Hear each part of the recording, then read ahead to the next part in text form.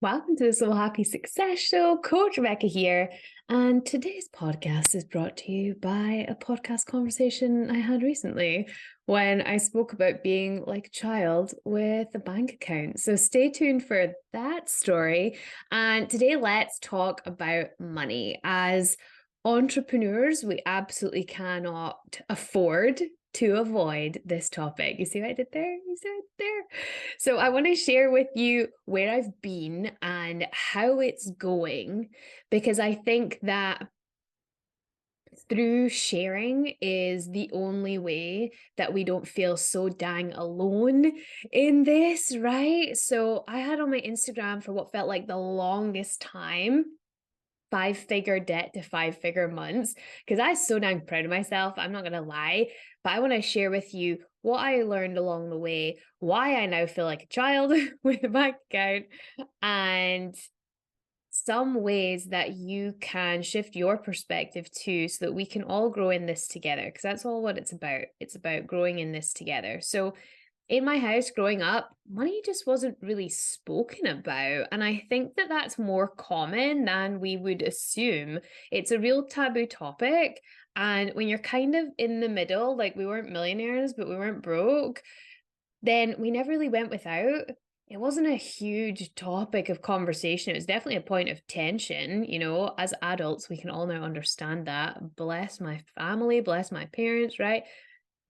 But all of this to say, when I started making money when I left school at 18, this was my first real experience of trying to work it out. And I remember being so shocked when I looked at my first paycheck and I was working actually in a company. My mom was the HR person and I knew the manager, so I had somehow got this supermarket job. My parents worked in supermarkets for a large proportion of their lives, and I got this job, and the first time I got my paycheck, I was like, "What is this?" And it was my taxes.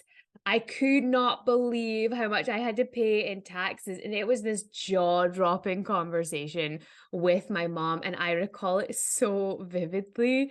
She was like, "How do you not know that you have to pay this?" But I had no idea that it was gonna be so dang much, and I mean, I wasn't making a lot, guys. Like, I wasn't even making I don't think I made my first paycheck was maybe £600 for the whole month. It was something ridiculous, and I was just so shocked at how someone could take my money before I'd even got it. So this started my relationship with money, really, because yes, my parents had given me money when I was younger. I had a horse, so a lot of the money they gave me went towards that. So I was very blessed. I'm very privileged, and I absolutely know that. Very, very privileged. So it's so interesting then to tell you what happened next, because when I was 19, I was in an incredibly unhealthy relationship. My horse I'd had to put him down when I was 18, just the day after my 18th birthday, and it was just the worst. I recall this as one of the worst moments of my life. But after that, I got into this terrible relationship. I was in a really bad space, and to top it all off, we were broke. And like, as a joke, it was not even funny. We couldn't even feed ourselves broke. However, the most debt that I would go into at that time was I had like a £500 overdraft. So we just went without or with handouts. I still don't think my parents realize how much I value them coming in and filling our shelves without me having to ask. They'd always show up with bags of food. And well, this is like a lot more emotional than I thought I would get when I shared this, but that was true for me at that time. And I hadn't come to personal development. It'd be years before I came to personal development. And I was just really in a messed up place. I think we can all identify times in our life when that's been us.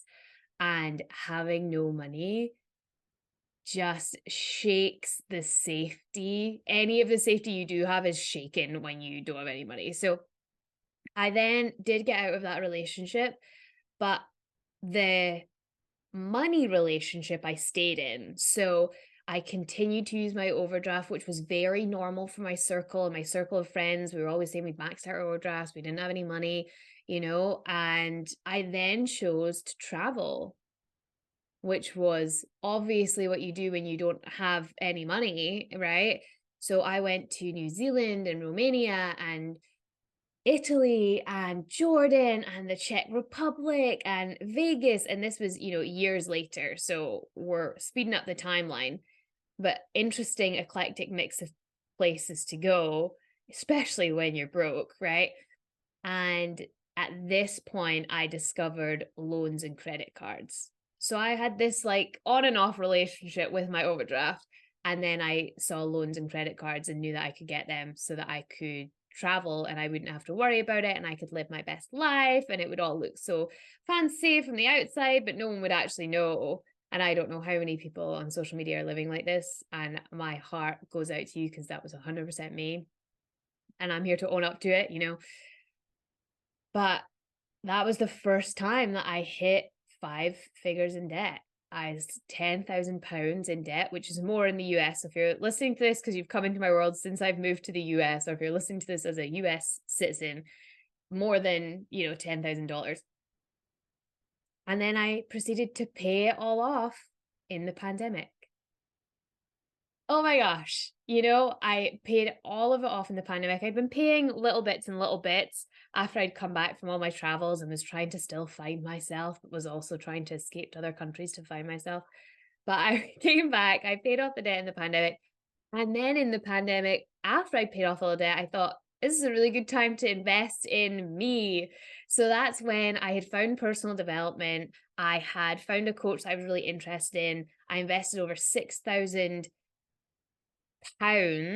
so more in dollars again, £6,000 in this coach who was wonderful, changed my life. So much love for Lani, shout out. And I also was doing other courses and bits and pieces, so back in debt. And then I paid it all off again. Are you noticing a theme? It's like the roller coaster of entrepreneurship is alongside the roller coaster of your finances, because at that point, then I left my job and I started a freelancing coaching position. I literally got scooped up by my coach at the time, couldn't be more grateful. And then I received some of the worst money advice I've ever received. So I'm out of debt and I'm thinking, I'm out of debt. I have, I think I had a 3 to 6 month cushion. I can't remember how much it was. I feel like it was 6 months and then it quickly became 3 because my life circumstances changed when I decided to leave my job. I also left a relationship I was in at the time and my bills skyrocketed like you wouldn't believe. So I understand that's a big reason why people stay in relationships, right? Is because there's a financial stability there. But I always just put myself first and I'm not sorry about that. So my bills had, skyrocketed and I got some really terrible money advice. I was feeling really scarce. I felt like I couldn't buy anything. I was so broke again and I was just scrambling for money, but I was not in debt. And I was told to cure this attachment and nervousness and anxiety you have around money, go get money. And I did. I got 5K loan for no reason whatsoever. And I used that money for stuff for my house and trips abroad again and lavish dinners and so much delivery you would not believe. And, getting home deliveries of food so that I didn't have to waste my time to go to the supermarket like a normal freaking human being. And it was nothing of substance. And in March of last year, I left my freelancing coaching position and I was back to 10K in debt. Couldn't afford to pay my rent. And the amount that I needed to pay off everything and my rent was £10,000. So I made my first month in business. The question I ask myself every day is, how do I make 10K this month? And anything that did not directly make me money, I didn't do. I just did what I knew would convert.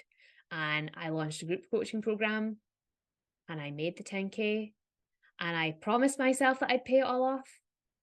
But this is not the Cinderella story yet. I went on more holidays. I ate more food. I did not pay it off. Bless the me of a year ago.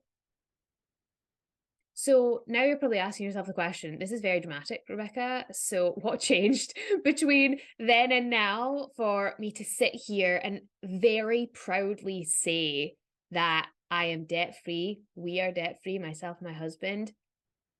What changed between this fluctuation of debt, no debt, debt, no debt, and have this no debt philosophy to life?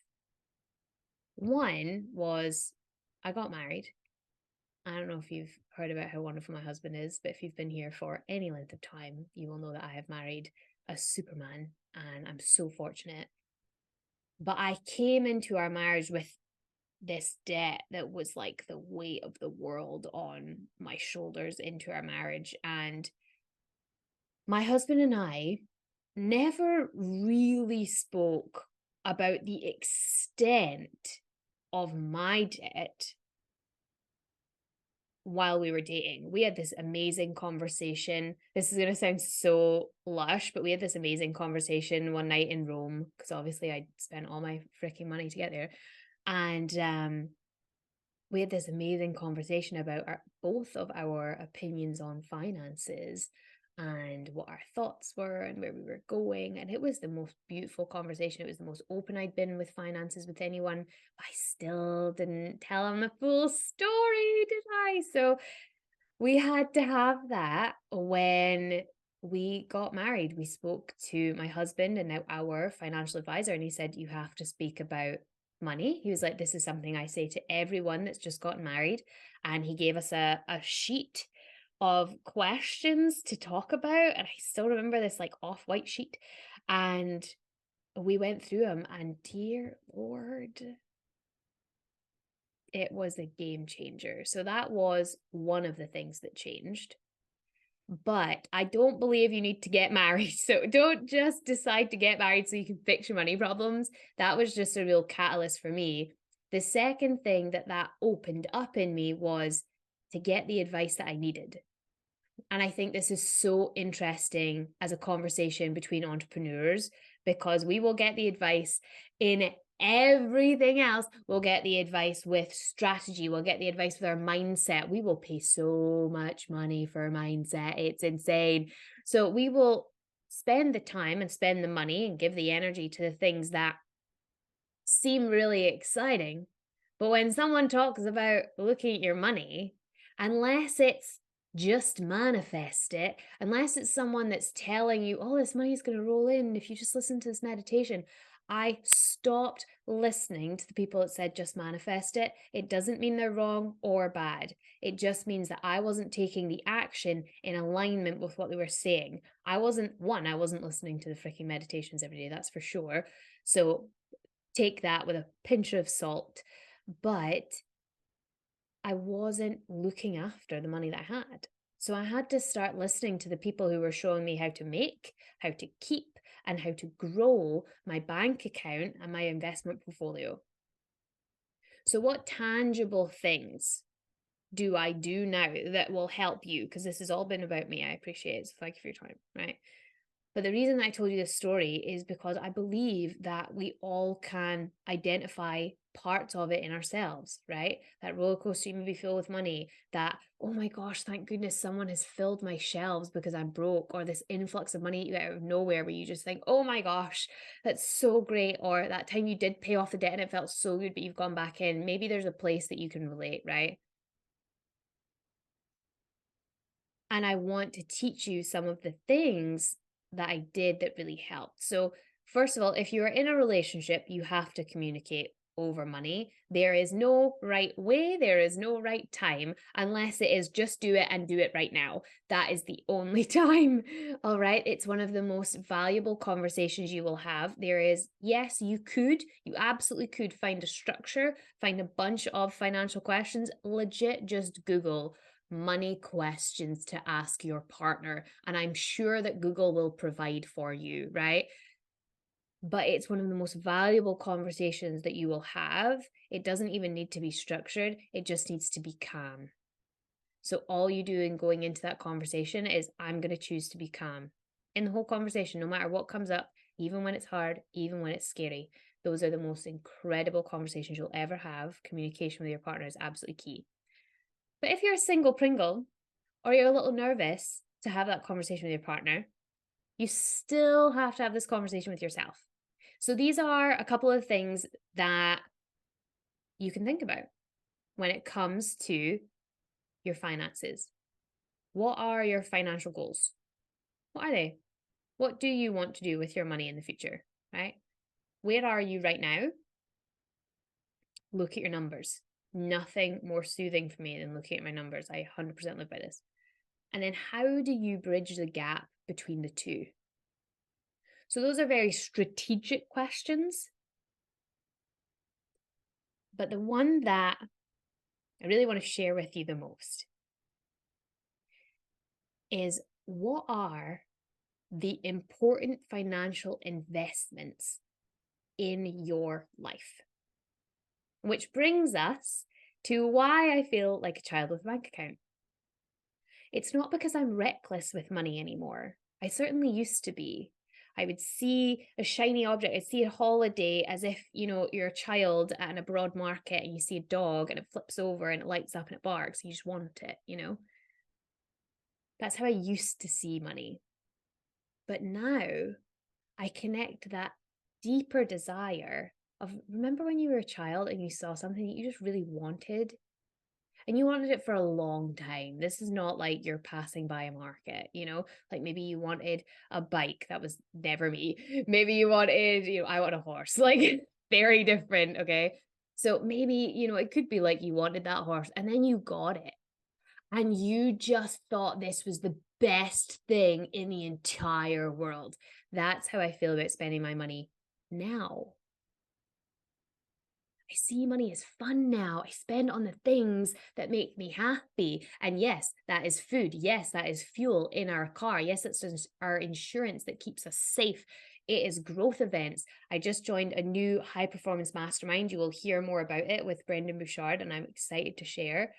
But that's what I'm going to spend my money on. I'm going to spend it on the things that will truly change my life, that I'm invested in, that I think are important. All right. So there's a switch that happens in your mind. What's important to you?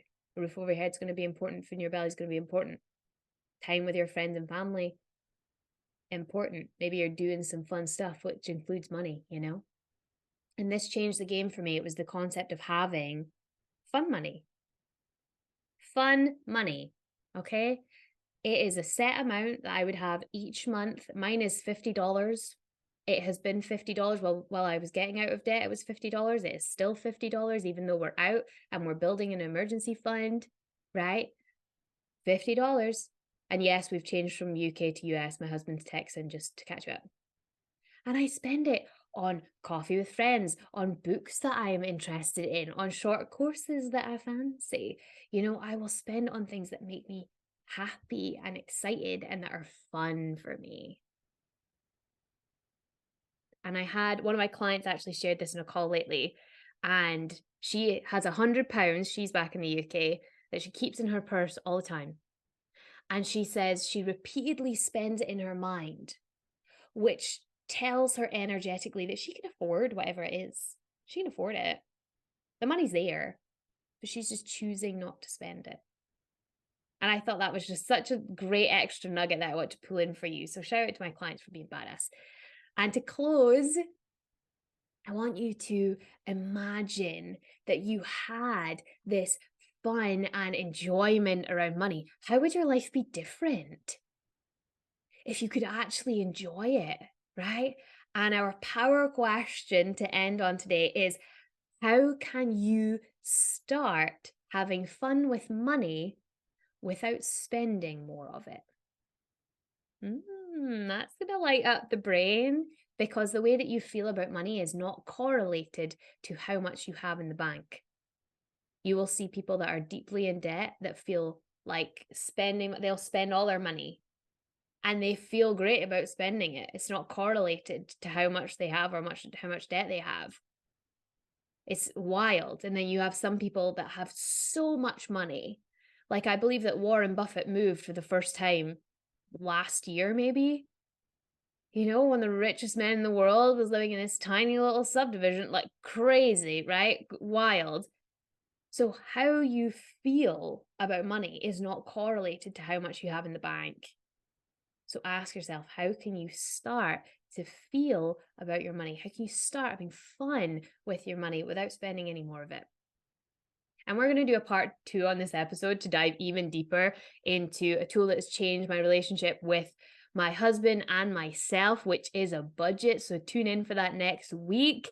And I will be here on Tuesday serving some fire. And in the meantime, as always, I'll be over here. Until next time, believing in you.